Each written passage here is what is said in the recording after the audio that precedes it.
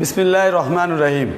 প্রিয় শিক্ষার্থী, আমার অভিভাবকবৃন্দ এবং সহকর্মীবৃন্দ, সবাইকে আজকে আহমেদ বাউনী একাডেমি অনলাইন স্কুল থেকে স্বাগত জানাই।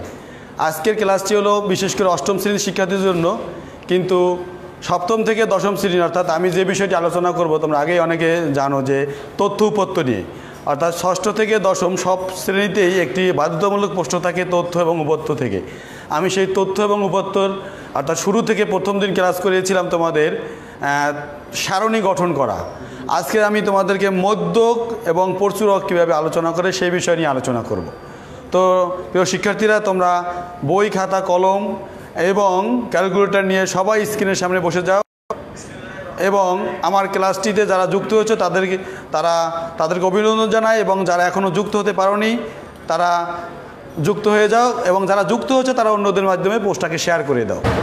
প্রিয় শিক্ষার্থীরা, ক্লাস শুরুর আগে আমি একটু দেখে আসি যে আমার সাথে কারা কারা যুক্ত হয়েছে।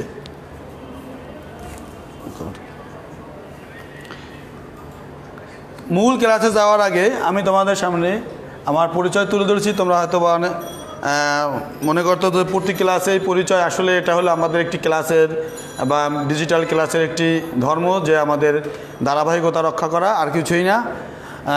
আমি আসলে তোমাদের মনে হয় কিছু ফুল দেখাচ্ছি। দেখো এখানে কয়টা ফুল আছে বলো তো? আমার মনে হয় সবাই পারবে। মনে হয় যে স্যার মনে হয় আমাদের 1 2 3 4 নিয়ে গেছে। আসলে না, এটা কিন্তু তোমাদের একটা ইন্টারেস্টিং প্রশ্ন যে কয়টি ফুল আছে।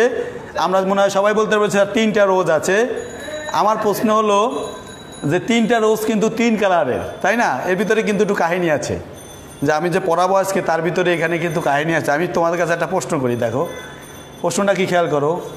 এখান থেকে রেড রোজ মানে লাল গোলাপটি এই ফুলগুলোর মধ্যে কোথায় অবস্থিত আছে একটু খেয়াল করো। আমি একটু দেখে নেই যে আমার সাথে কোন কোন শিক্ষার্থীরা আপাতত আজকে যুক্ত হয়েছে। যদিও আমাদের শিক্ষার্থীরা অনেকেই কিন্তু এখন অনলাইন ক্লাস একটু কম করে, তারা ভাবে হয়তো পরীক্ষা হবে না, আমরা অটো পাস করে চলে যাব, পড়াশোনা করে কী লাভ। আসলে বন্ধুরা, তোমাদের একটি কথা আগেও বলেছি, আবার বলছি, পাস করা, জিপিএ 5 পাওয়া এবং শেখা, এটা সম্পূর্ণ সবগুলো কিন্তু আলাদা জিনিস। পরীক্ষার হলে তুমি অন্যটা দেখেও পাস করে যেতে পারবে, ভালো রেজাল্টও করতে পারবা, পাস করতে পারবে। কিন্তু তোমাকে যদি শিখতে চাও তোমাকে কিন্তু পড়ার বা ক্লাস করার বিকল্প নাই। এর জন্য তোমরা শেখার জন্য পড়ো, শুধুমাত্র পাশের জন্য নয়। এই স্লোগান নিয়ে আমরা পড়ালেখা করব আশা করি। এর জন্য আমাদের প্রতিটা ক্লাস তোমরা করো এবং কিছু শিখে রাখো তোমরা। আর তোমাদের শিক্ষাটা যেন আমরা স্থায়ী করতে পারি, এর জন্যই অনলাইন ক্লাসের ব্যবস্থা। তোমরা ক্লাসগুলো মনোযোগ দিয়ে দেখলে আমার মনে হয় বেসিক তোমরা শিখতে পারবে। তাহলে আমার প্রশ্ন ছিল যে লাল গোলাপটি এই ফুলগুলোর কোথায় অবস্থিত। দেখি কেউ উত্তর দিয়েছে কি না। আমি একটু দেখতে চাই যে আসলে কেউ উত্তর দিয়েছে কি না।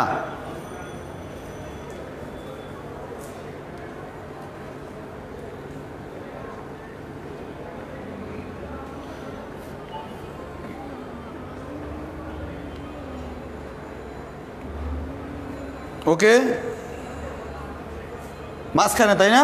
অনেক শিক্ষার্থী বলছে যে লাল গোলাপটা কিন্তু মধ্যখানে আছে। দেখো মাঝখানের সাথে কিন্তু আমরা সবাই পরিচিত। আমি আরেকটা বিষয় দেখাই, একটু দেখো। Here we see 5 colourful pens. আমার প্রশ্ন হলো, এই যে প্রশ্নটাকে একটু দেখো, আমি বলতে চাচ্ছি না, একটু এটা দেখো কি লিখেছি। সবুজ কলমগুলোর কোথায় অবস্থিত? সবুজ কলমটি এই কলমগুলোর কোথায় অবস্থিত? দেখো এখানে 3টা ছিল, এটা কিন্তু মাঝখানে ছিল। এখানে তাহলে সবুজ কলমটি দেখো, এখানে 2টা, এখানে 2টা বাদ, এই কলমটা কিন্তু মাঝখানে আছে।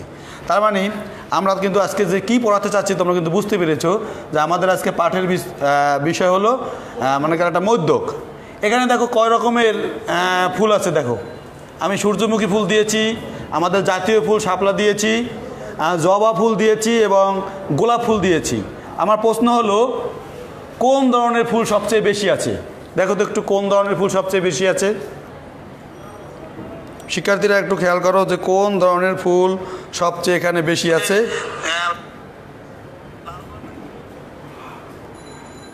ধন্যবাদ। আমার সাথে যারা ইতিপূর্বে যুক্ত হয়েছে, তাসনিম যুক্ত হয়েছে এইমাত্র, ক্লাস 9 স্টুডেন্টস। কোন ধরনের ফুল সবচেয়ে বেশি আছে? আমার মনে হয় সঠিক উত্তরটা তোমরা সবাই জানো যে স্যার এখানে মনে হয় দেখো জবা ফুল 2টা, সূর্যমুখী 3টা, শাপলা 4টা এবং গোলাপ ফুল আছে বেশ কয়েকটি, মানে 7টা। তাহলে আমরা বলতে পারি যে গোলাপ সবচেয়ে বেশি আছে। তাহলে যখন কোনো উপাত্তে যে সংখ্যাটি সবচেয়ে বেশিবার থাকে সেটাকে বলা হয় আমাদের পরচুরক। এটাকে তথ্যপত্রের ভাষায় এটাকে পরচুরক বলা হয়। তাহলে আমরা বলতে পারি এই ফুলগুলোর ভিতরে পরচুরক হলো গোলাপ। তাহলে আমরা তোমাদেরকে আজকে তথ্যপত্র শুধু এই দুইটি বিষয় নিয়ে আলোচনা করব, মধ্যক এবং পরচুরক নিয়ে। তো চলো আমরা আমাদের আজকে ক্লাস শেষে তোমরা কি জানতে পারবে দেখো।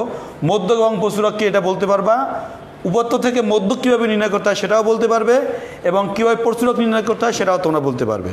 তো চলো প্রথমে আমরা মধ্যক নির্ণয় করার জন্য কি করতে হবে একটু দেখে আসি। আমি কিন্তু মধ্যক সারণী থেকেও করা যায়, সারণী ছাড়াও করা যায়। 7 এবং 8-এর কিন্তু সারণী ছাড়া মধ্যক করতে হয়। আর নবম শ্রেণীর দশম শ্রেণীর জন্য সারণী দিয়েও আসতে পারে, সারণী ছাড়াও আসতে পারে। তাহলে আমি তোমাদের মধ্যক নির্ণয় করার জন্য সবার আগে করতে হবে, খেয়াল করো, উপাত্তগুলোকে ক্রমানুসারে সাজাতে হবে আগে, তারপরে সূত্র প্রয়োগ করতে হবে। এই দুইটা কাজ করার পরেই আমরা মধ্যক নির্ণয় করতে পারবো। তো চলো আমরা কিছু উপাত্ত দিলাম। দেখো এখানে মনে করো 30টা উপাত্ত আছে, অর্থাৎ 30টা সংখ্যা আছে। আমরা এখন করব কি এর মধ্যক নির্ণয় করব। তাহলে ধাপ অনুযায়ী সবার আগে এটাকে সাজাতে হবে, এটাকে আমাদের সাজাতে হবে, ছোট থেকে বড় বা বড় থেকে ছোট, যেভাবে হোক তোমাকে সাজাতে হবে। সাজানোর জন্য কী কাজ করতে হবে তোমরা কি বলতে পারবা? যে স্যার সবচেয়ে ছোটোটা আগে লিখবো। তাহলে এই উপাত্তগুলোকে সাজাতে গিয়ে কিন্তু আমরা অনেক সময় অনেক সমস্যায় পড়ি। ক্লাস 7-এর স্টুডেন্টদের জন্য কিন্তু সাজানোর উপর নম্বর আছে, দেখবা উপাত্ত থেকে বলে খ নম্বরে যে উপাত্তগুলোকে ক্রমানুসারে সাজাও, তখন কিন্তু তোমাদের সাজাতে হবে সেগুলো। তো সাজানোর একটা কিছু পন্থা, একটা টেকনিক আমি তোমাদের বলে দিতে চাই আজকে। দেখো এখান থেকে দেখো 8-এর গড়ের, 7-এর গড়ের, 6-এর গড়ের বিভিন্ন সংখ্যা আছে। আমি প্রথমে একটু খসড়া করব, রাব করব। রাবটা হলো যে সবার আগে কত আছে দেখো 81 আছে, আমরা 81কে লিখলাম আগে, দেখো কাইটা 81 লিখলাম। তারপরে আছে 77 লিখলাম, দেখো অর্থাৎ এখানে প্রথমে লিখলাম 81, তারপর লিখলাম 77। এরপর দেখো 71 আছে, 71 লিখবো আমরা 7-এর নিচে, 77-এর নিচে। অর্থাৎ আমার টার্গেট হলো এখানে 8 দশক, 7 দশক, 6 দশক, এভাবে যে সংখ্যাগুলো আছে আমরা পর্যায়ক্রমে নিচে নিচে লিখব। এই নিচে নিচে যদি লিখি এখান থেকে কিন্তু খুঁজে পাওয়া সবচেয়ে আমার জন্য সহজ হবে। এই লম্বাভাবে এখানে কিন্তু যত কষ্ট হবে খুঁজে পেতে, যে সবচেয়ে ছোট কোনটা, তার চেয়ে বড় কোনটা, তার চেয়ে বড় কোনটা, এরকম খুঁজতে যত কষ্ট হবে, তুমি যদি একটু রাফ করে নাও আগে এরকম যে নিচে নিচে লিখে নাও যে 8-এরগুলো এক নিচে, 7-এরগুলো এক নিচে, 6-এরগুলো এক নিচে, এভাবে যদি লেখো তাহলে কিন্তু তোমরা এটা সহজেই তাদেরকে সাজাতে পারবে। তাহলে আমি একটু লিখি, দেখো 77, এবার 71 লিখবো কোথায় দেখো তো, 71 লিখেছি 7-এর নিচে, 76 তাও 7-এর নিচে, দেখো 67 দেখো এখানে আছে আবার 67, এটাকেও কিন্তু নতুন কোনো ঘর নাই, একটা ঘর বানাবো 67-এর জন্য। তাহলে 67, 68 নিচে আসবে, 47 দেখো এই 47-এর জন্য নতুন ঘর হলো। তারপরে আমরা 65 পেয়েছি, দেখো 65 আমরা কোন ঘরে লিখবো, ওই যে 66-এর ঘরে লিখবো। দেখো এখানে আমাদের এই 65 আছে, এটা কিন্তু আমরা এই ঘরে লিখে দেব, এই 65 এখানে আসবে। তারপরে দেখো 47 আছে, এখানে আসবে।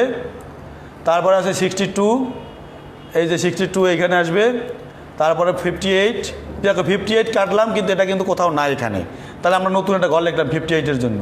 তারপর 93, দেখো এটা নাই, এই কোথাও নাই 93, তাহলে 93-এর জন্য নতুন একটা ঘর লিখলাম, এই যে দেখো কাটলাম লিখলাম। এবার 73 আছে, এটা কাটলাম, 73 দেখো তো কই আছে, এই যে 7-এর ঘরে, এখানে আমরা 73 লিখবো। তারপর আছে 78, দেখো এই 78 লিখলাম, এই 78 লিখলাম। এই 53 কাটলাম, এই 53 লিখলাম। 88, এই দেখো 8-এর ঘরে লিখলাম আমরা। তারপরে আছে 5, 6, 56, এটা কাটলাম, দেখো এই যে 56 লিখলাম। তারপর আছে 80, তাহলে আমরা এই যে কোন ঘরে 80 লাগবে বলো তো, এই যে প্রথম ঘরে 80 লাগবে এখানে। তারপরে আছে 51, তো 51 লাগবে আমরা এইখানে 51। তারপরে 56, 56 এই 56। তারপরে 91 কাটবো, এই যে 91 লিখবো। 66 এই ঘরে লিখবো। 74 দেখো তো 74 কোথায় আছে, এই যে 74। তারপর আছে 69 কোথায় যায়, এই যে এই ঘরে লিখে দিবা। তারপর 48, তারপরে 69, তারপরে 56, এভাবে সবগুলো আমি লিখে দিই, দ্রুত করে দিই, তোমরা তো বুঝতে পেরেছো বিষয়টা। তারপর 78, 87, দেখো আমি সমস্ত সংখ্যাগুলো লিখলাম, একটু গুণে দেখো কয়টা হলো, 1 2 3 4 5 6 7 8 9 10 11 12 13 14 15 16 17 18 19 20 21 22 23 24 25 26 27 28 29 30 31 32 33 34 35টা সংখ্যা আমি এখানে লিখেছি। তাহলে এখন যদি সাজাইতে বলি তোমাকে, যে কেউ দেখো এখন এখান থেকে সহজে সাজাতে পারবে। কীভাবে? সবার আগে যদি আমি লিখি এখানে দেখো যে প্রাপ্ত নম্বরগুলোকে ঊর্ধ্বক্রম মানে বড়, ছোট থেকে বড়। তো সবচেয়ে ছোট হলো এইটা। তো সবার আগে লাগো 4 4 42, দেখো এই 42, তারপরে কত 47, এই দেখো 47, তারপরে আর একটা 47 আছে দেখো, এটা হলো 47, তারপর 48 লিখবো, দেখো এই 48, এই 48। তার মানে দেখো 4টা লেখা শেষ, এগুলো শেষ। এখন কোনগুলো নেব বলো তো? এখন নেব আমরা 4-এর পরে 5-এর ঘর। কোথায় আছে? এই যে 5-এর ঘর। তাহলে এখানে 58, 53, 56 কোনটা সবচেয়ে ছোট? দেখো এখানে এই যে 51 ছোট। তাহলে আমরা 51 গোল্লা দিলাম, এই যে এখানে 51 লিখবা। তারপর কোনটা লিখবো? এই যে 53, এই যে 53। তারপরে হলো কত? 56, 56, 56, 3টা 56 আছে দেখো। তাহলে এই যে 56, এই যে 3টা দিলাম, 3টা 56, এই যে এখানে 56, 56, 56, 3টা 56। তারপর আছে কি 58, এই যে লিখলাম আমি 58 কাটলাম, এই 58 লিখলাম। তাহলে 5-এর ঘরগুলো শেষ। এখন 6-এরগুলো লিখবো। তোমরা এখন সাজিয়ে নাও একটু, আমি দেখি যে আমার সাথে কারা কারা কাজ করতেছে। প্রত্যাশা বিশ্বাস, আমাদের মুক্তা আপা আছে, তারপরে আরও অনেক শিক্ষার্থী আছে অলরেডি। সবাইকে ধন্যবাদ জানাই ক্লাসে যুক্ত থাকার জন্য।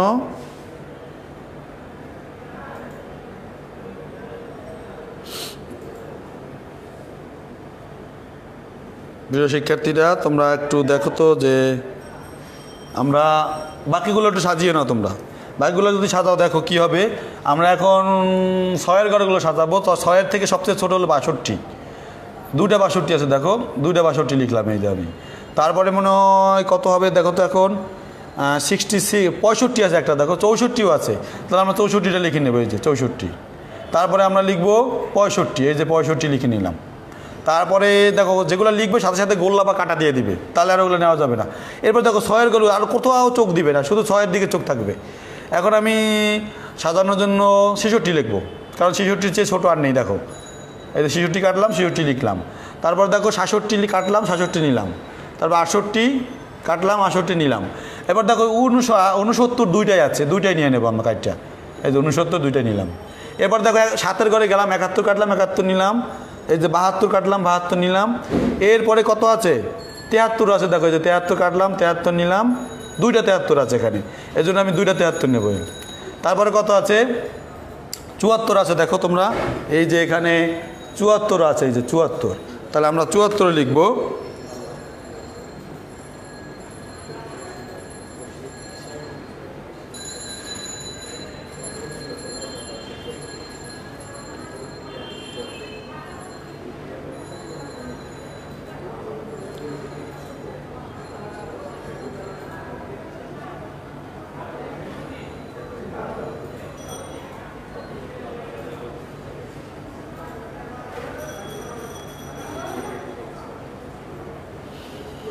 এরপরে আমরা কত লাগবো দেখো, একটু খেয়াল করো তোমরা।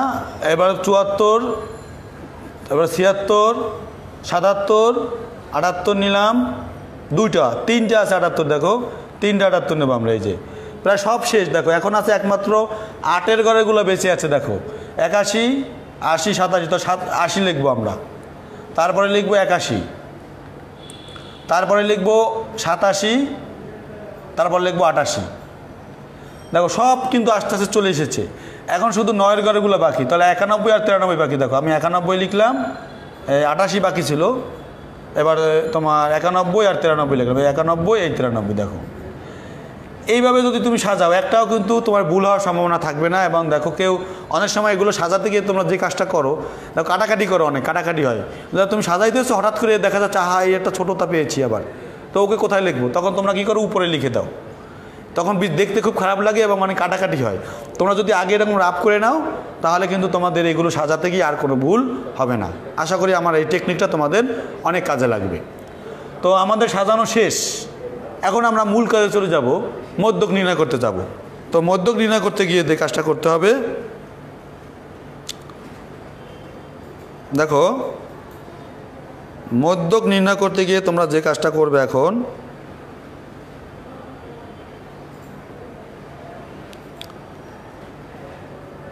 সূত্র ইউজ করতে হবে। দেখবে এখানে কয়টা উপত্য আছে? আমাদের উপাত্ত কয়টা আছে তা খেয়াল রাখতে হবে। দেখো এখানে যদি 35টা থাকে তাহলে এক নিয়ম, আর যদি 30টা থাকে অর্থাৎ জোর থাকলে এক নিয়ম, বেজোর থাকলে এক নিয়ম। তো আমি দুটো নিয়মই আলোচনা করি তোমাদের সাথে। দেখো এই হলো আমাদের উপাত্তগুলো সাজানো হয়ে গিয়েছে। এখন আমাদের যদি টোটাল সংখ্যা থাকে, দেখো এখানে 35টা আছে, আমি আগেই বলেছি, তাহলে 35 হলো বেজোর। তোমরা যদি চিন্তা করে দেখো, আমাদের যদি বেজোর সংখ্যা থাকে সেখানে মাঝখান বের করা কিন্তু খুব সহজ। অর্থাৎ বেজোর সংখ্যা থাকলে তার মধ্যক নির্ণয় করার জন্য আমরা সহজেই একটা মাত্র মধ্যক সংখ্যা হবে এবং খুঁজে পাওয়া সহজ।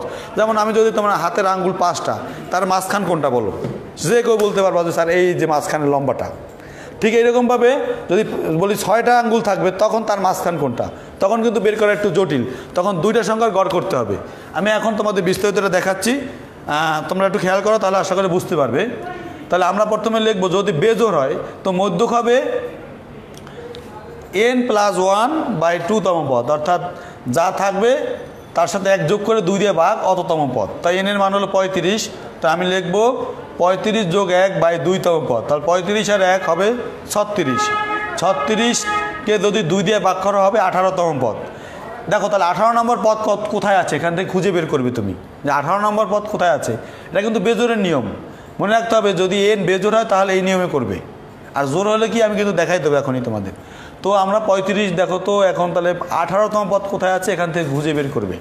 যে দেখো 1 2 3 4 5 6 7 8 9 10 11 12 13 14 15 16 17 18 দেখো এই যে ঘুরতেছি নন্দলাল ঘুরতেছে কীভাবে দেখো, এইটা হলো আমাদের কিন্তু 18তম পদ। তাহলে আমরা বলতে পারি এই 18 নম্বর পদ, ওনাকে থামাই দিয়ে আর ঘুরো না, বসে থাকো, এই যে 69 হলো। তাহলে আমরা কিন্তু মধ্যক পেয়ে গেলাম 69। এবারে একটা জিনিস খেয়াল করো, আমরা যদি বলতে পারো স্যার এটা যদি জোর হয় তখন আমরা কি করব। হ্যাঁ হতেই পারে জোর, ধরলাম এখান থেকে জোর বাড়ানোর উপায় কি হয়, এখান থেকে একটা সংখ্যা কমাই দেবো না বাড়াই দেবো, তাই না। তা আমি মনে করি 5টা বাদ দিয়ে দিই, 1 2 3 4 5টা বাদ দিয়ে দিলাম। দেখো যদি জোর ধরি আমি কিন্তু বলছি এখন জোর দিয়ে তোমাদের বুঝাবো। তা যদি n জোর হয় অর্থাৎ ধরলাম আমি 30 নিলাম, 30 নিলে কি এখান থেকে কয়টা সংখ্যা বাদ দিয়ে দিই, 1 2 3 4 5, এই 5টা বাদ দিয়ে দিলাম, যাও গেল। এখন কিন্তু এখানে 30টা সংখ্যা আছে। এখন আমাদের মধ্যে কী হবে, যদি 30 হতো তখন কিন্তু এই নিয়মে করলে হবে না। আমি আগেই বলেছি যদি দেখো 4টা আঙ্গুল যদি ধরি তার মাঝখান কিন্তু তুমি বের করতে পারবে না সহজে। 4টা আঙ্গুলের বেলায় তখন তার মাঝখানে বা মধ্যক হলো এই যে মাঝখানে দুইটা থাকবে, এই দুইটার গড় করতে হবে, এই দুইটার গড় করলেই মধ্যকটা বেরিয়ে যাবে। তাহলে দেখো গড়টা কীভাবে করবা, তখন নিয়ম হলো 30কে 2 দিয়ে ভাগ করবে, তাহলে মধ্যক হবে দেখো 30কে 2 দিয়ে ভাগ এবং 30কে 2 দিয়ে ভাগ করে আবার 1 যোগ, অর্থাৎ 15তম পদ এবং 16তম পদ। কারণ এখানে মোট তোমার সংখ্যা হলো 30টা, তা 30-এর অর্ধেক 15, তা 15 নম্বর পদ এবং তারপরে আর একটা পদ 16 নম্বর পদ। তা হবে আমি কী লিখছি দেখো, তাহলে 15তম পদ যোগ 15 1 16তম পদ ভাগ 2। তাহলে এখন তাহলে তুমি দেখো তো 15তম পদ আর 16তম পদ কোথায় আছে, আমরা তো একটু দেখবো এখন 15তম পদ কোথায় আছে একটু গুণে দেখি। আমরা কিন্তু একবার গুনেছিলাম, এই 18 নম্বর বের করেছিলাম, এখন 15 নম্বর আর 16তম পদ কোথায় আছে দেখো, 1 2 3 4 5 6 7 8 9 10 11 12 13 14 15, এই যে দেখো আমরা 15তম পদ পেয়েছি। এই যে দুজন ঘুরতেছে, এই উনি 15 আর উনি 16। আবার গুণে দেখাচ্ছি তোমাদের, দেখো 1 2 3 4 5 6 7 8 9 10 11 12 13 14, এই 15 নম্বর পদ আর এই হলো 16 নম্বর পদ।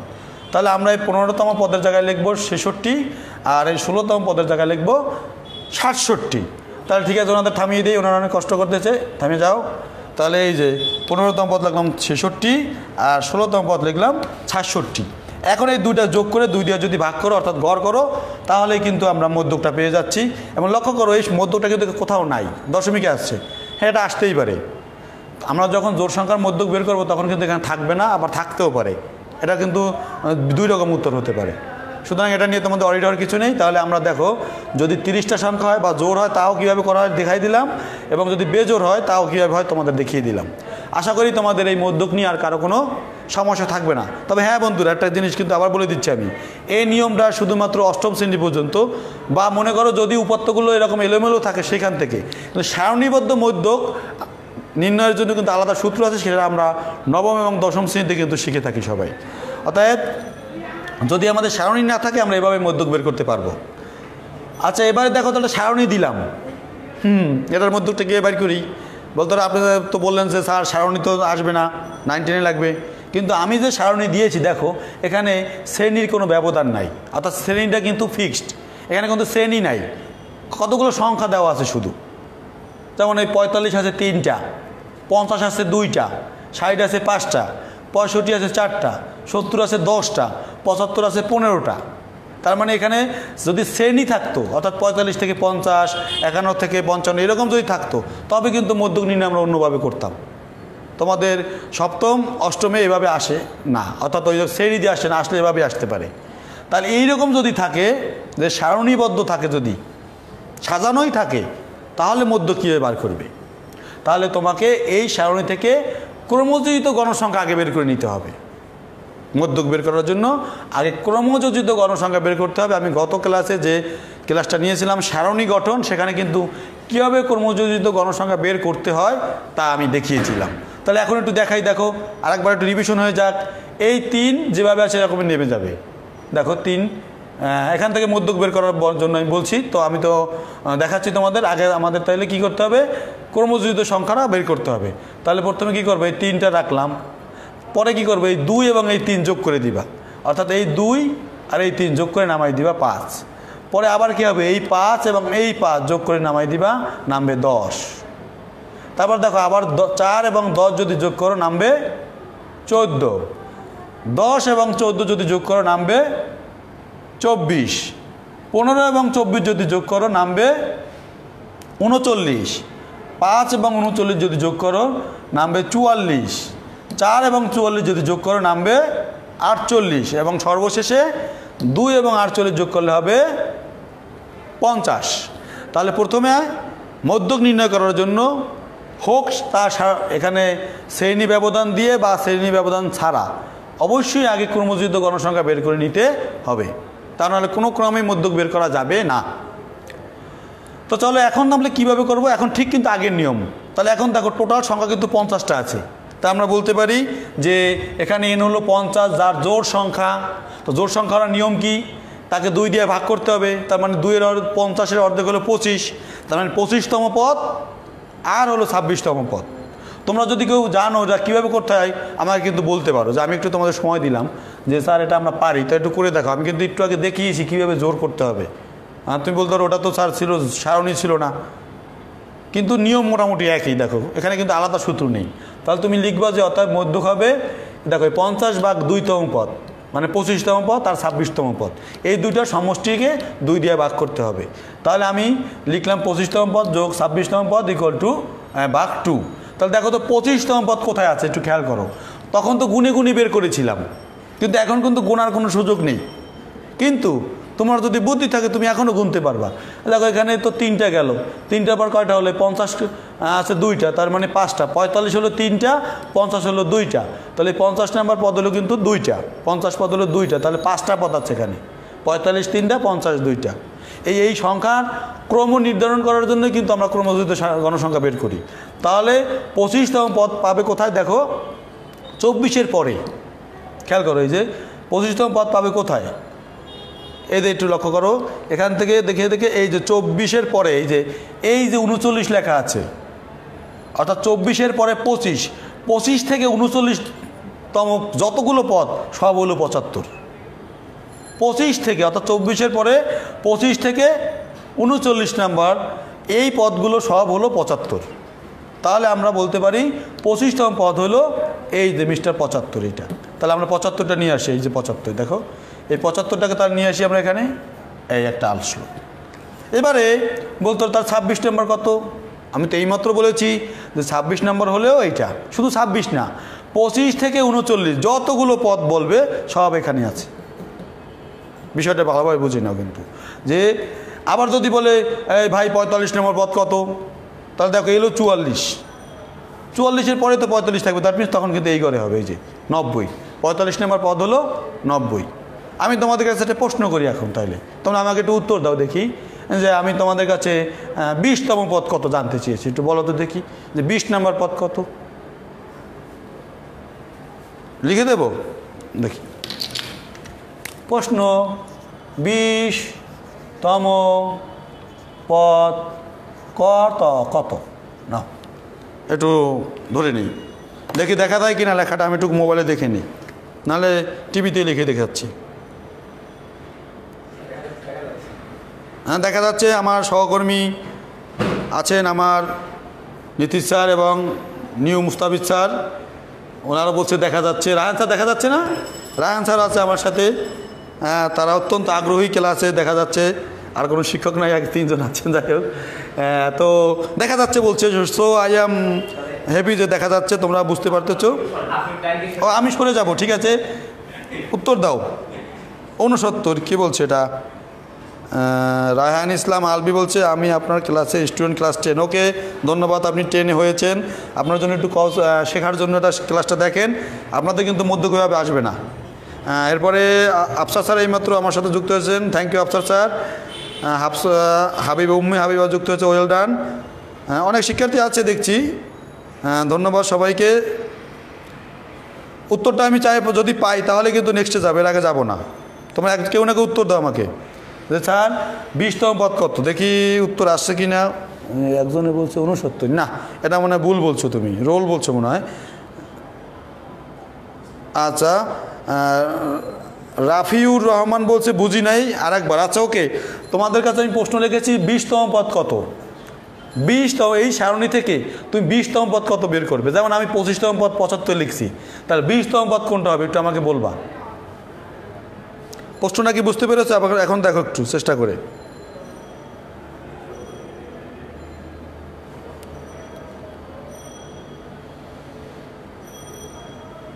দেখো তো একটু চেষ্টা করে যে স্যার বুঝতেছি কিনা আমরা।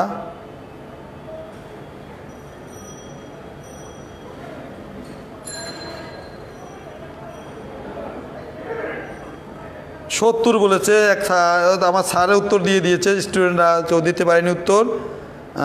দেখি তারপরও আর কেউ আছে কিনা। সংযুক্তা স্বর্ণা, তুমি উত্তর দেওয়ার চেষ্টা করো একটু। 20তম পদ কত?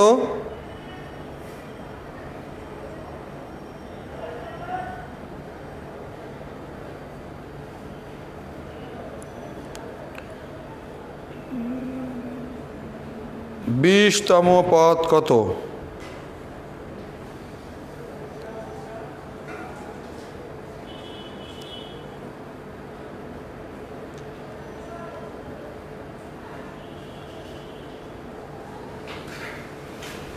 ওকে, আমরা একটু দেখে আসি তাহলে 20তম পদ কত হবে, খেয়াল করো। আমাদের 20 নম্বর পদ হলো, তাহলে দেখো 20 নম্বর পদ যদি বলে তোমাকে তাহলে কোথায় যেতে হবে? 14-র পরে। 14-র পরে 15 থেকে 24 সব পদগুলো কিন্তু এই শ্রেণীতে আছে। এই যে 15 থেকে 24 তাহলে কিন্তু 70 হবে। 15 থেকে 24 যে পদেই যাক চাক তোমার উত্তর হবে 70। তাহলে আমার প্রশ্নের উত্তর হলো 70 হবে। ধন্যবাদ যারা উত্তর দিয়েছো। তার 25তম পদ 75 আর 26তম পদও কিন্তু হবে 75। তাহলে আমার এখন 75 যোগ করে 2 দিয়ে যদি ভাগ করো হবে 150/2 মানে 75। তাহলে কিন্তু আমরা মধ্য কিন্তু পেয়ে গেলাম, আশা করি তোমরা বুঝতে পেরেছো। তাহলে মধ্যকের কাহিনী আপাতত শেষ। সারণী দিয়ে, অর্থাৎ এখানে যদি শ্রেণীর ব্যবধান থাকে তখন কীভাবে মধ্যক বের করা লাগবে আমি সেটা আগামী ক্লাসে বা অন্য কোনো ক্লাসে সেটা আলোচনা করব। তো চলো এবার আমরা একটু অন্য জিনিস শিখি। দেখো এখানে বিভিন্ন রকমের মাছ আছে, আমরা সবাই এই মাছগুলো চিনো। আমার প্রশ্ন হলো যে এখানে আছে ইলিশ মাছ, শোল মাছ, দিস ইজ কই মাছ, শিং মাছ, চিংড়ি মাছ। তাহলে আমার প্রশ্ন হলো যে স্যার এখানে পরচুরক কোনটি? পরচুরক কিন্তু তোমরা আলোচনা করেছিলাম শুরু থেকে। তোমরা কি বলতে পারবে যে পরচুরক কোনটা? এখানে দেখো এখানে ইলিশ মাছও আছে 5টা, চিংড়ি মাছও আছে 5টা। তাহলে পরচুরক 2টাই হতে পারে। তাতে এখানে পরচুরক হলো ইলিশ এবং চিংড়ি, 2টাই কিন্তু পরচুরক। আমি যদি বলি যে আরেকটা ছবি দেখো একটু, দেখো এখানে বিভিন্ন ভেরিয়াস কাইন্ডস অফ ফ্রুটস আছে, অ্যাপেল, ব্যানানা, জ্যাকফ্রুট, ম্যাঙ্গো এবং মালটা আছে। তোমরা বলতে পারবে যে এখানে পরচুরক কোনটি? দেখো এখানে কিন্তু কোনো সংখ্যায় একাধিকবার নাই, কোনো সংখ্যায় একাধিকবার নাই। তাহলে এক্ষেত্রে পরচুরক কী হবে বলো তো? কোনো সংখ্যায় একাধিকবার নাই, তাহলে সেক্ষেত্রে পরচুরক কী হবে?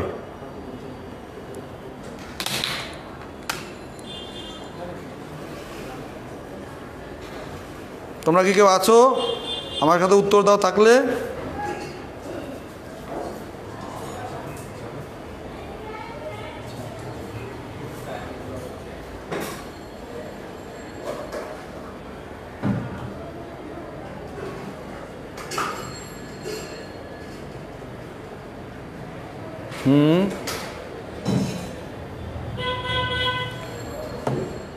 ওয়েল, এক্ষেত্রে খেয়াল করো একটা জিনিসে যদি কখনো দেখো যে না কোনো সংখ্যা একাধিকবার নেই, সেক্ষেত্রে তোমরা সেখান থেকে সিদ্ধান্ত হলো কোনো প্রচুরক নেই, তাহলে আমরা বলতে পারবো এখানে কোনো প্রচুরক নেই।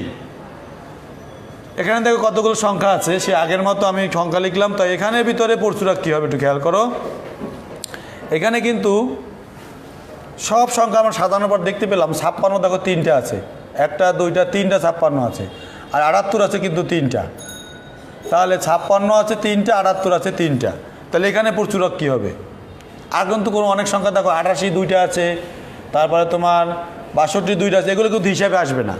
সবচেয়ে বেশি আছে কোনগুলো এটা দেখতে হবে বেশিবার, সেক্ষেত্রে দেখা যাচ্ছে 56 3বার আছে, 78 3বার আছে, তো আমি লিখবো উপত্যগুলোর মধ্যে 56 এবং 78 সর্বাধিকবার কয়বার করে আছে দেখো 3বার আছে, তাহলে প্রচুরক হলো 2টা এখানে 56 এবং 78, যে একটু আগে আমি ইলিশ মাছ এবং চিংড়ি মাছ যেটা দেখিয়েছিলাম ওটার মতোই। ওয়েল, তাহলে আমাদের মধ্য এবং প্রচুরকের ধারণা আপনার মোটামুটি শেষ হয়ে গেছে। তোমাদের জন্য আমরা কিছু কোশ্চেন এখন ধরবো এর উপরে, যেমন 1 থেকে 10 পর্যন্ত পূর্ণ সংখ্যাগুলোর মধ্যক কত? 1 থেকে 10 পর্যন্ত যে পূর্ণ সংখ্যা আছে তোমরা জানো, সেই সংখ্যাগুলোর মধ্যক কত এটা তোমরা ভেবে একটু বলবে। আমি তোমাদের জন্য অপশন রেখেছি, দেখো যে ক 4, খতে 5, গতে 6 এবং ঘতে 6 হবে, এখানে 7 হবে বা 6, যাই হোক 6 2টা তুমি চেষ্টা করে দেখো 1 থেকে 10 পর্যন্ত পূর্ণ সংখ্যাগুলোর মধ্যক কত। তাহলে এটা বের করার জন্য কী করতে হবে তোমাকে?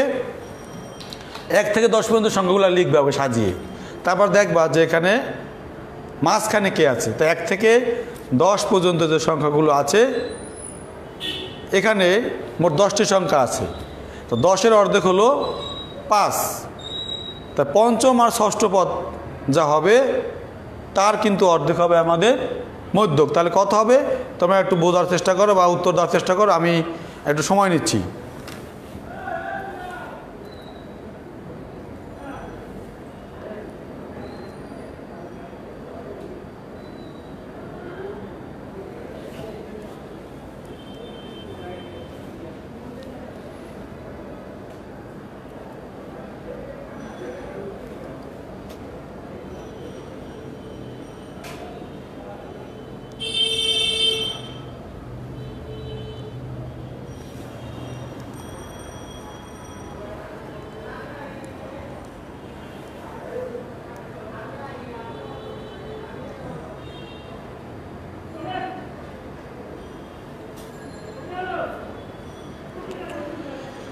তোমরা যারা কয়েকজন শিক্ষার্থী আছো তোমরা দেখো তো যে প্রশ্নটা দেখা যায় কি না। আমি আবার দিচ্ছি তোমাদের প্রশ্নটা, যে 1 থেকে 10 পর্যন্ত পূর্ণ সংখ্যাগুলোর মধ্যক কত? একটু খেয়াল করো, 4 5 6 5.5, একটু খেয়াল করো।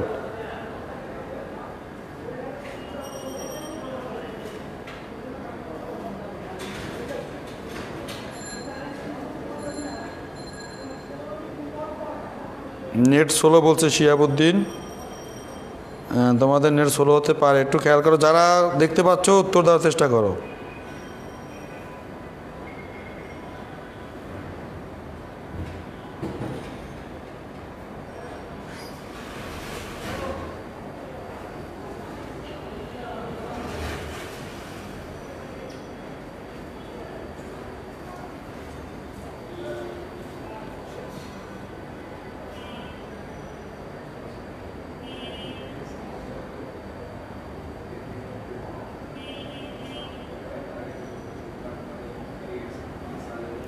একের উত্তর বলছে গ, তাসনিম, থ্যাংক ইউ, তোমার উত্তর সঠিক হয়েছে, ধন্যবাদ জানাই তোমাকে। তাসনিম উত্তর বলছে গ, সঠিক উত্তর হবে ঘ, ওয়েল ডান। কারণ 1 থেকে 10 পর্যন্ত যে সংখ্যাগুলো আছে দেখো তার মাঝখানে হলো 5 এবং 6, তো 5 এবং 6-এর যদি যোগ করো তার অর্ধেক হবে আমার মধ্যক, তো 5 এবং 6-এর যোগ হলো 11, 11-এর অর্ধেক হলো 5.5। সঠিক উত্তর দিয়েছে তাসনিম, থ্যাংক ইউ। অনিম বলেছে ও 5.5 বলছে, ওয়েল ডান। মিথি ও বলেছে 4। থ্যাংক ইউ, যারা উত্তর দিয়েছো তোমাদেরকে আমি অভিনন্দন জানাই। ওয়েল, এবার আমি 2 নম্বর প্রশ্ন দিচ্ছি। দেখো 1 থেকে 20 পর্যন্ত বেজোড় সংখ্যাগুলোর মধ্যে কত? এবারও তুমি 1 মিনিট সময় নিতে পারো, আমি অপশন দিচ্ছি। দেখো 1 থেকে 20 পর্যন্ত যে বেজোড় সংখ্যাগুলো আছে তার মধ্যে কত হবে? তাহলে তোমাকে আগে কি করতে হবে? 1 থেকে 20 পর্যন্ত যে বেজোড় সংখ্যাগুলো আছে সেগুলো তোমরা সিরিয়াল দিয়ে একটু লিখবা। তাহলে প্রথমে শুরু করবা, তোমরা বেজোড় যেহেতু বলেছে 1 দিয়ে শুরু করবা, তাহলে 1, 3, 5 এরকম করে লিখে দেখো মোট সংখ্যা আছে 10টা। এখানেও কিন্তু সংখ্যা হলো 10টা, মানে জোড় সংখ্যক। তাহলে তার মধ্য কিন্তু যোগ করে ভাগ করে করতে হবে, একটু চেষ্টা করে দেখো। 2 এর গ বলছে সবার আগে, তাসনিম বলেছে, আর যদি কেউ পারো তোমরা একটু বলো 2 এর গ।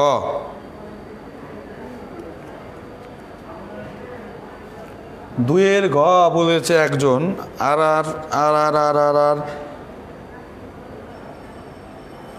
আমার মনে হয় 2 এর গই হতে পারে, কারণ খেয়াল করো যেহেতু মনে হিসাব করে বলছে কি না। এই যে মিথি উত্তর দিচ্ছে 2 এর 3, মানে 2 এর গ। ওয়েল ডান মিথি, তোমাকে ধন্যবাদ। অনিম বলছে 10, তার মানে সে সরাসরি উত্তরটা বলে দিয়েছে। ধন্যবাদ, আমরা 3 জনের কাছ থেকে উত্তর পেয়েছি। আমি নেক্সট কোশ্চেনে যাচ্ছি, উত্তর হলো 10। ঠিক আছে, এবার আমরা 3 নম্বর কোশ্চেন। দেখো 1 থেকে 10 পর্যন্ত পূর্ণ সংখ্যাগুলোর প্রচুরক কত?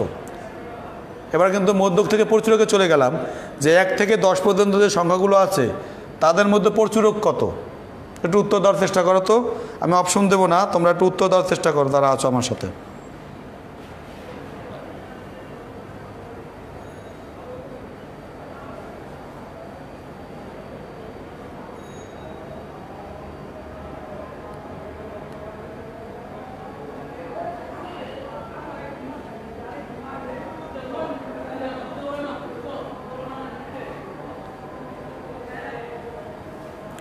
নাই, 2 জনের উত্তর সঠিক দিয়ে দিয়েছে। 2 এর বলছে জারিন আহমেদ মাত্র যুক্ত হয়েছে, 2 এর 3 বলছে ওয়েল ডান। আমার সাথে নতুন যুক্ত হয়েছে, 3 জনের উত্তর দিয়ে দিয়েছে নাই। তার মানে 1 থেকে 10 পর্যন্ত সংখ্যাগুলোর ভিতরে কোনো প্রচুরক নাই। দেখো অপশনে আছে কি? হ্যাঁ অপশনে আছে, দেখো গ সঠিক উত্তর। তাহলে তোমরা অপশন ছাড়াই বলে দিয়েছো, তোমাদের সবাইকে অভিনন্দন জানাই। 4 নম্বর কোশ্চেন দেখো, সংখ্যাগুলোর গড় কত? সরি একটু কি জিনিস খেয়াল করো, এখানেও মনে হয় একটু সংখ্যাগুলো দেওয়া লাগবে আগে।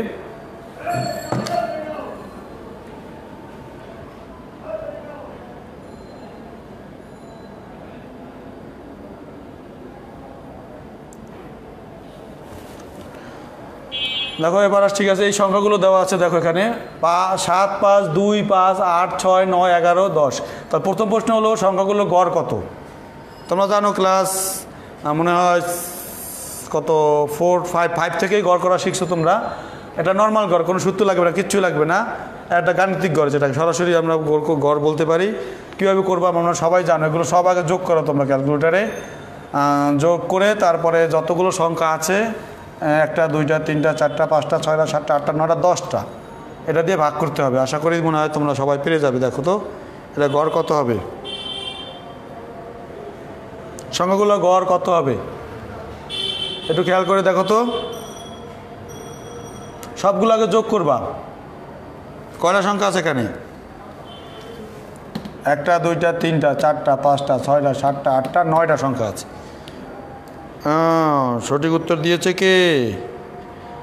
তাসনিম 4-এর উত্তর দিয়েছে 7।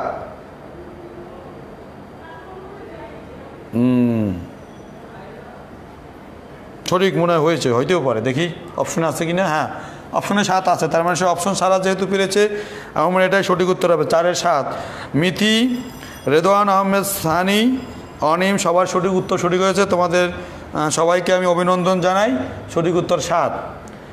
5 নম্বর প্রশ্ন দেখো, এই সংখ্যা দিয়েই প্রশ্ন, কিন্তু আমি তোমাদের এই উপত্তর দিয়ে বা এই যে উদ্দীপক দিয়েই 3টা কোশ্চেন করবো সিরিয়াল দিয়ে। তো গড় গেল, এবার জিজ্ঞেস করবো মধ্য কত, সংখ্যাগুলোর মধ্য কত। অপশন ছাড়াই বলার চেষ্টা করো। তুমি যদি মধ্যক বলো, দেখো যে স্যার এখানে মধ্যক তো অনেক সহজ। তুমি যদি গোনো যে 1, 2, 3, 4, 5, 6, 7, 8, 9, 10, 10টা আছে, তাহলে 5 নাম্বার আর 6 নাম্বার পদের গড় হবে। তাহলে 1, 2, 3, 4, 5, 5 নাম্বার পদ হলো 8, 6 নাম্বার পদ হলো 6। যদি এভাবে চিন্তা করো তাহলে কিন্তু ভুল হবে, কারণ তোমাকে কিন্তু আগে সাজাতে হবে। সুতরাং এটাকে আগে ঊর্ধ্বক্রম বা অধক্রম যে কোনো একভাবে সাজিয়ে নাও, সাজানোর পরে তারপরে এরকম ঘুরে তার ঘরটা মধ্যকটা বলবে আমাকে। আমি কিন্তু 5-এর উত্তর এখনও পাচ্ছি না, মনে হয় তোমরা করতেছো, আই থিঙ্ক করো, একটু সময় দিলাম। অপশনও দিয়ে দেই, তোমরা আন্দাজে দিতে পারবা। একটু চেষ্টা করে দেখো সংখ্যাগুলোর মধ্যক কত।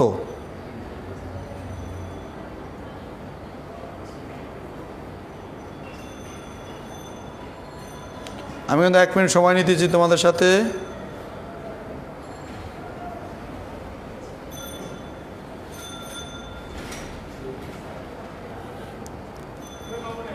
এখন পর্যন্ত কিন্তু উত্তর আসেনি।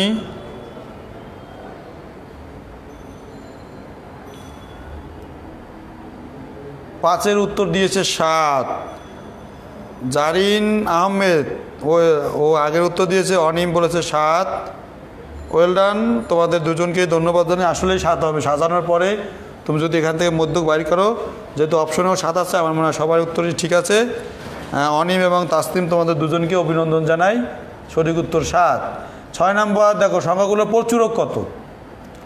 এখানে প্রচুরক কত অপশন দিলাম, দেখো প্রচুরক কত আছে, কোন সংখ্যা একাধিকবার আছে একটু খেয়াল করো, সেটাই হলো আমাদের প্রচুরক। 6-এর উত্তর দেই তো, এটা আরও অনেক সহজ, কিন্তু খেয়াল করো একটু যে 6-এর উত্তর কী হবে। রেদওয়ান আহমেদ সানি 5-এর বি বলছে, ধন্যবাদ। 6-এর উত্তর দাও এবার। 5-এর খ আমি পেয়েছি, 6-এর উত্তর দাও এবার। 6।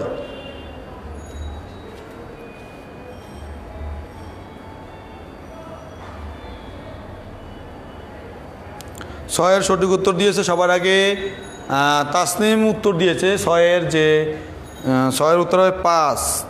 শিয়াবুদ্দিন 5-এর বি বলছে, 5 চলে গেছে অনেক আগেই। 6-এর উত্তর 5।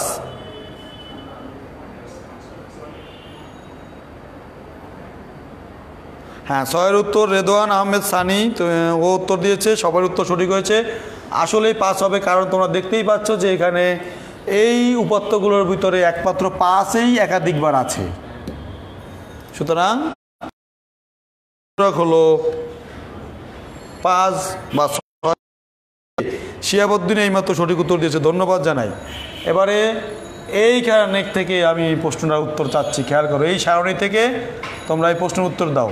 সারণীতে শ্রেণী সংখ্যা আছে 60টি, পঞ্চম শ্রেণীর উচ্চ সীমা হলো 44, আর চতুর্থ শ্রেণী ক্রমযুক্ত গণসংখ্যা 10। এর আলোকে আসলে কোনটা কোনটা সঠিক একটু বলো এখান থেকে। 1 2 2 3 1 3 1 2 3 বা টুডেজ লাস্ট কোশ্চেন এইটাই আমাদের। আমি তোমাদের কাছ থেকে 7 নম্বর কোশ্চেনের অ্যান্সার চাচ্ছি।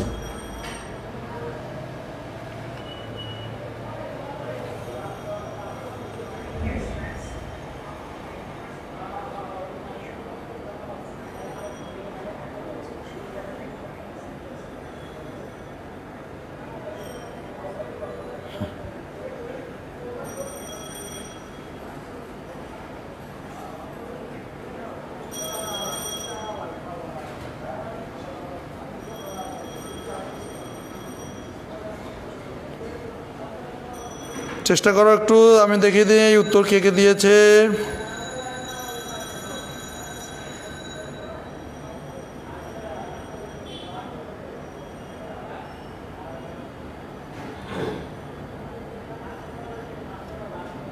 দেখা যায় না বলছে। আচ্ছা, এখন চেষ্টা করে দেখো, নেট স্লো থাকতে পারে একটু। দেখা যায় না, এবার একটু দেখো, এখন দেখা যাবে। শিয়া বলছে কিছু দেখা যায় না, আমি তো দেখতে পাচ্ছি, তোমরা একটু চেষ্টা করে দেখো তো। একটা প্রশ্নই বাকি, এটা হলেই কিন্তু শেষ। এই যে উত্তর পেয়ে গেছি। সবার আগে তাসনিম উত্তর দিয়েছে 7-এর গ বলছে। আসলে 7-এর মনে হয় গই হতে পারে, কারণ খেয়াল করো কীভাবে আমরা এটা করেছি। 7 নম্বর কোশ্চেনটা খেয়াল করো, শ্রেণী সংখ্যা 60টি লেখা আছে। আসলে দেখো শ্রেণী কয়টা, 1টা 2টা 3টা 4টা 5টা 6টা 7টা, তাহলে 1 নাম্বার তো ঠিক আছে। 2 নম্বর দেখো, পঞ্চম শ্রেণী উচ্চসীমা 44, তাহলে পঞ্চম শ্রেণী কোনটা, এটা 1 number 2 number 3 number 4 number 5 number, এর উচ্চসীমা হলো 44, নিম্নসীমা হলো 40, তাহলে এটাও ঠিক আছে। চতুর্থ শ্রেণী ক্রমযুক্ত গণসংখ্যা 10। চতুর্থ শ্রেণী কোনটা দেখো, 1 2 3 4 এইটা। তো এখানে কত আসবে এটা একটু করে নিতে হবে তোমাদের। 2 আর 2 4 4 8, 8 আর 2 10 হবে এটাও। তাহলে সঠিক উত্তর কিন্তু 7-এর ডি। অনেক স্টুডেন্ট সঠিক উত্তর দিয়েছে, তোমাদের সবাইকে আমি অভিনন্দন জানাই। তো এটার উত্তর ঠিক আছে, দেখো 4 উত্তর হবে। তো ডিয়ার স্টুডেন্টস, তোমরা এতক্ষণ যারা আমার সাথে ছিলে এবং আজকের ক্লাসটা দেখেছো তোমাদের সবাইকে অভিনন্দন জানাই। এবং একটা আজকের ক্লাসের আলোকে একটা ছোট বাড়ির কাজ আছে। দেখো কতগুলো উপত্য দেওয়া আছে, 30টা সংখ্যা। এখান থেকে তোমরা পরিসর নির্ণয় করবা আর শ্রেণীব্যাপ্তি 5 ধরে ক্রমযুদ্ধ গণসংখ্যা সারণী তৈরি করবে এবং এখান থেকে উপত্যগুলোর মধ্য কার্পর চূড়ক নির্ণয় করবে। আশা করি বাড়ির কাজটা সবাই করতে পারবে। তো আজকে আর নয়, আমাদের ক্লাস আজকে এর মতো এখানে শেষ হবে। তোমরা পড়ালেখার ভিতরেই থাকবে, নিয়মিত ক্লাসগুলো দেখবে। আজ আর নয়, দেখা হবে আগামী ক্লাসে। সবাই সুস্থ থেকো, নিরাপদে থেকো। আল্লাহ হাফেজ।